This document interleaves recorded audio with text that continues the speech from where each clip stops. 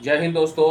बिहार के तमाम नियोजित शिक्षक, विशिष्ट शिक्षक, बीपीएससी शिक्षक, तालीमी मरकज शिक्षा सेवक, केआरपी, एसआरपी, परिचारी पैनल अभ्यर्थी, विशिष्ट परिचारी पैनल अभ्यर्थी, स्वास्थ्य विभाग में जो क्षतिग्रस्त बहनें हैं एएनएम, और जो भी नियोजित शिक्षक जो पूर्व में क्षतिग्रस्त हैं और तालीमी मरकज जो छट गए हैं, सभी भाई बहनें को आदाब सलाम।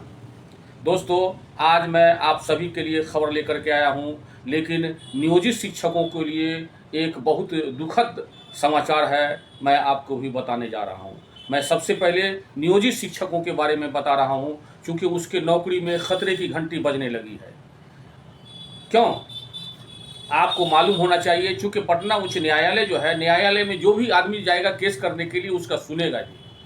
तो पटना उच्च न्यायालय में एलपीए संख्या 748/2022, मतलब एलपीए 748/2022 में जो एक केस हुआ था, जो आज जजमेंट आ गया है। जजमेंट क्या आया है कि जो नियोजित शिक्षक हैं उसको हटा दिया जाएगा। किनको हटाया जाएगा? सभी को नहीं हटाया जाएगा। जो 31/5/2015 से जो बहाल हुए हैं नियोजित शिक्षक, उनको हटा दिया जाएगा। ये कोर्ट का जजमेंट है। चूँकि 2015 में 31/5/2015 में जो बिना ट्रेंड के बहाली हुए थे, चूँकि आपको मालूम होना चाहिए कि 2006 में हो या 2003 में हो या 2007 में हो, अनट्रेंड बहाली हुआ था। इन लोगों के लिए कोई खतरा नहीं है, क्योंकि अनट्रेंड बहाली हुआ था। माननीय नीतीश कुमार यह नियमावली बनाए थे कि जिसका नंबर जितना रहेगा वही नौकरी के पात्र होंगे।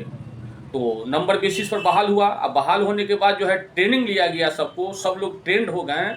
जबकि जब से ट्रेंड हो गए तब से समान काम का समान वेतन देना चाहिए माननीय नीतीश कुमार को और शिक्षा विभाग को, लेकिन नहीं दिया। इन लोगों का ये आश्वासन पर आश्वासन चल रहा है। लेकिन एक एलपीए जो दायर हुआ, जो एलपीए संख्या 748/2022 में नियोजित शिक्षकों के संबंध में जो है विरोध में केस हुआ, उस केस में कहा गया कि इन लोगों को अनट्रेंड बहाली हो गया, जबकि हम लोग ट्रेंड है। ये तो मामला सुनवाई हुआ तो कोर्ट ने जजमेंट दे दिया कि जो नियोजित शिक्षक 31/5/2015 के बाद बहाल हुए हैं उनको हटा दिया जाए। साफ स्पष्ट है। अब है कि कुछ ही ऐसे नियोजित शिक्षक हैं। बहरहाल तो ये कोर्ट का मामला है और विभाग क्या करती है देखिए। इधर विभाग और कोर्ट का ये भी जजमेंट है, और कोर्ट ये भी कह रहा है कि जो 240 दिन कार्यरत कर लिया उसको नौकरी का मौलिक अधिकार हो जाता है, उसको नौकरी मिलना चाहिए, परमानेंट नौकरी होना चाहिए। लेकिन पता नहीं, कई ऐसे केस हैं जो शिक्षित बेरोजगार शिक्षकों के लिए और एएनएम बहने के लिए बहुत सब जजमेंट है, लेकिन सरकार अभी तक इस पर जो है कार्रवाई नहीं कर रही है, न समायोजन कर रहा है। चूँकि जब नौकरी में रहता है तो कुछ न कुछ आर्थिक स्थिति बेहतर रहता है, और जब नौकरी से हटने के बाद मत पूछिए, आर्थिक स्थिति दयनीय हो जाता है।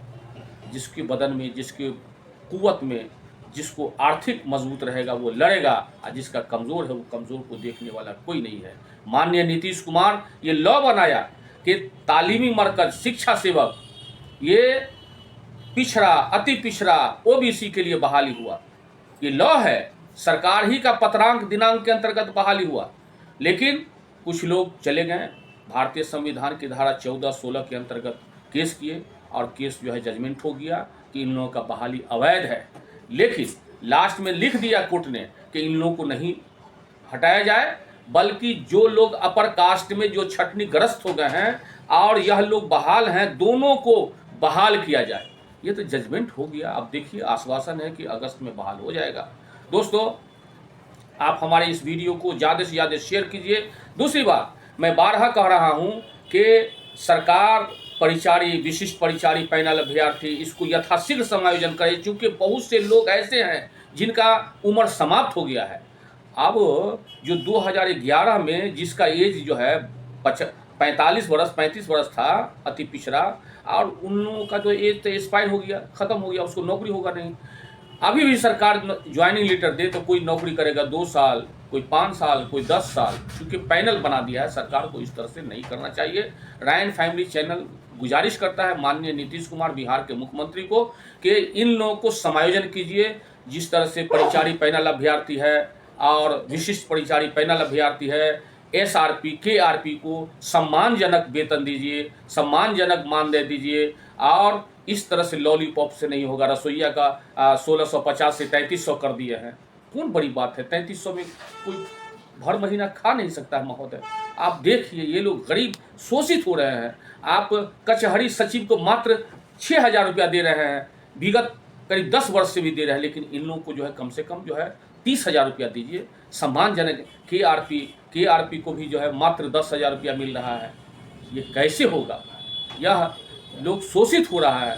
दोस्तों, आप हमारी इस वीडियो को ज़्यादा से ज़्यादा शेयर कीजिए, चूँकि शेयर भी एक बहुत बड़ा ताकत है। और माननीय नीतीश कुमार देखेंगे, आप लोग समायोजन हो जाएगा। मेरा गुजारिश है, इस रायन फैमिली चैनल के माध्यम से मैं सरकार से, बिहार सरकार से, माननीय नीतीश कुमार और डॉक्टर S सिद्धार्थ साहब जो सरकार के प्रधान सचिव भी हैं और शिक्षा विभाग के ACS भी हैं, कि मैं गुजारिश करता हूं कि साक्षरता मिशन के अंतर्गत, अडल्ट एजुकेशन के अंतर्गत जो भी बहाल हैं, जो छटनी ग्रस्त हैं, लगभग बिहार में 17,000 है। ANM बहनें हैं, परिचारी हैं, विशिष्ट परिचारी हैं और नियोजित और जो संविदा कर्मी हैं जो नगर निगम में है और भी बिहार सरकार में नगर निगम में है और बिहार सरकार के और भी विभाग में है, संविदा कर्मी है, उसको सम्मानजनक समायोजन कीजिए। आप झूठ का सिर्फ माने झूठ का आप जो है विधानसभा में हल्ला करते हैं। 1 करोड़ युवाओं को बहाल करूंगा, मैं रोजगार दूंगा।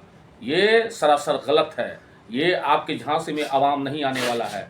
ये लोग तालीमी मरकज, शिक्षा सेवक, परिचारी, विशिष्ट परिचारी, KRP, SRP, साक्षरता अडल्ट एजुकेशन में जो छटनी ग्रस्त है, इसी तरह से संविदा कर्मी, ये लोग आपका मेन पिलर है। ये लोगों का बहाली होगा तो जय विजय आपका सरकार बनेगा। इसलिए माननीय नीतीश कुमार से गुजारिश और निवेदन करता हूं कि इन लोगों को समायोजन कीजिए। दोस्तों, अब अपनी बातों को मैं विराम देता हूं। इजाज़त दीजिए। जय हिंद, जय भारत।